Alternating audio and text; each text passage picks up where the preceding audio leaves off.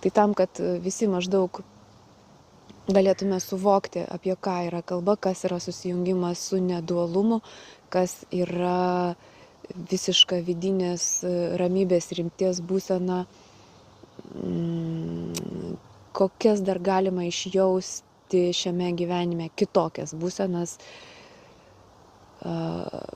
būtent per susijungimą su savimi, būtent per šitą veikimą, per šitą būvį, kaip aš sakau. Tik tada, kai kiekvienas savyje pajunta ir atveria tai, maždaug tada galime suprasti, apie ką tai.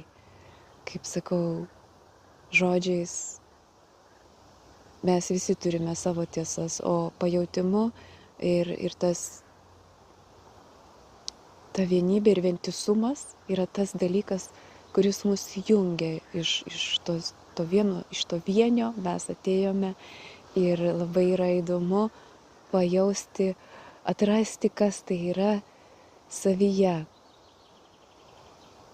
Ir pasidaro gera ir lengva to dalintis.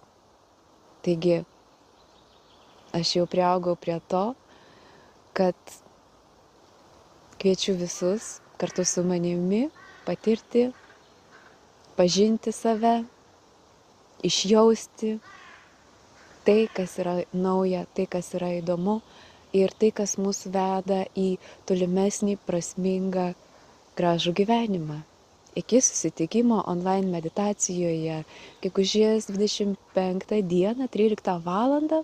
Kas norite, rašykite man žinutę, paminėkite, kad norite dalyvauti meditacijoje ir aš atsiųsiu detalesnį informaciją. Gražaus visiems savaitgalio. Gražaus visiems gyvenimo. Gero pajautimo ir susijungimo su savimi kiekvieną minutę. Iki.